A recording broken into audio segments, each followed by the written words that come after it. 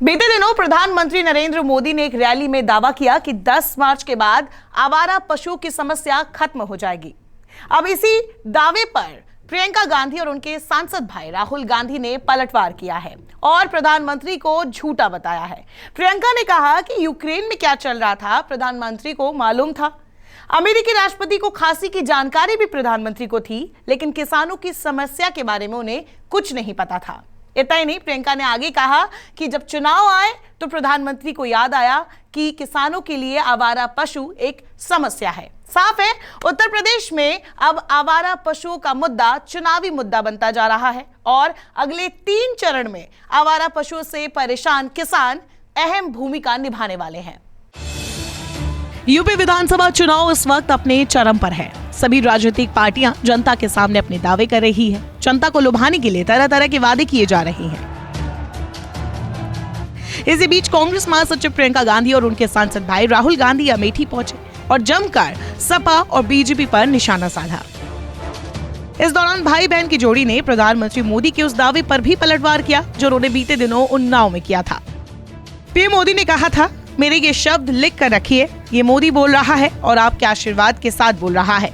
जो पशु दूध नहीं देता है उसके गोबर से भी आय हो, ऐसी व्यवस्था मैं आपके सामने खड़ी कर दूंगा। आप लोगों को छुट्टा जानवरों से जो परेशानी होती है उसे दूर करने के लिए 10 मार्च के बाद नई व्यवस्थाएं बनाई जाएगी। मेरे ये शब्द लिख के रखिए, ये मोदी बोल रहा है और आपके आशीर्वाद के साथ बोल रहा है।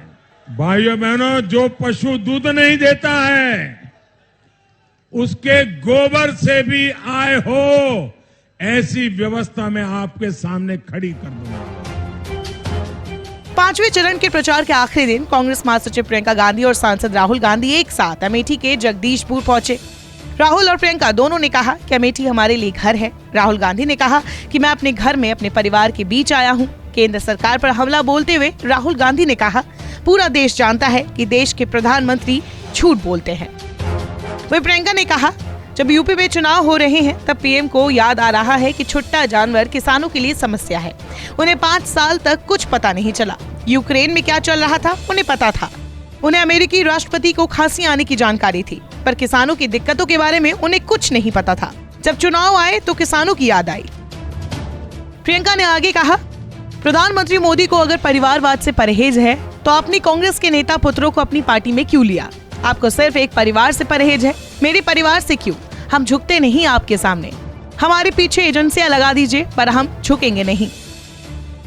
वहीं प्रियंका गांधी ने यूपी सरकार पर निशाना साधा। प्रियंका ने कहा, इस बार आपको विकास के लिए वोट देना है। किसी भी सरकार ने यूपी की महिलाओं के बारे में नहीं सोचा। हम महिलाओं और बेटियों को मुफ्त स्मार्टफोन और स्कूटी देंगे। अमेठी में जनता से प्रियंका गांधी ने कहा कि अपनी परिस्थितियों के लिए आप लोग ही जिम्मेदार हैं। जब मतदान करने जाते हैं तब आप आंखों पर पट्टी बांध लेते हैं और भटक जाते हैं। प्रियंका ने जनता से कहा कि वोट देते वक्त आप लोग सभी समझदारी से वोट दीजिए। काम करने की इच्छा रखने वाले लोग कभी भी धर्म और जाति की बात नहीं करते। प्रियंका गांधी ने सपा और भाजपा पर हमला बोलते हुए कहा, बीजेपी की सरकार में किसान दर दर की ठोकरें खा रहा है। रात रात भर जागकर खेत में फसल की रखवाली कर रहा है, फिर भी मवेशी किसानों की फसल खा जाते हैं। प्रियंका ने कहा कि कांग्रेस सरकार बनते ही सबसे पहले किसानों का कर्जा माफ किया जाएगा, वही साथ ही साथ लड़कियों को मुफ्त में स्कूटी दी जाएगी। जगदीशपुर की जनसभा में राहुल गांधी ने कहा कि हमने मध्य प्रदेश और छत्तीसगढ़ में किसानों से कर्ज माफी का वादा किया था। आप छत्तीसगढ़ जाके पूछे कि कर्जा माफ हुआ या नहीं। हम यूपी से भी वादा कर रहे हैं। आपको कांग्रेस का विकास देखना हो तो छत्तीसगढ़ जाके देखिए। राहुल गांधी ने कहा कि नरेंद्र मोदी ने नोटबंदी की, छोटे कारोबारियों की मदद नहीं की। छोटे व्यापारी, किसान और मंझले व्यापारी देश को रोजगार देते हैं। प्रधानमंत्री ने रोजगार देने वाली रीढ़ की हड्डी को तोड़ दिया है। आप अपने बच्चों को कितना भी पढ़ाना चाहे पढ़ा लो, मगर आपके बच्चों को रोजगार नहीं मिल सकता है।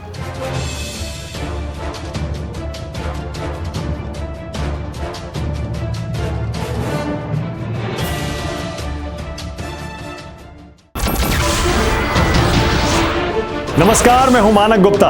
अगर आपको हमारा ये वीडियो पसंद आया हो तो इसे लाइक और शेयर जरूर करें, और हां, हमें सब्सक्राइब और फॉलो करना ना भूलें ताकि आप देश और दुनिया की कोई खबर मिस ना करें। तो जुड़े रहिए हमारे साथ और देखते रहिए न्यूज़ 24।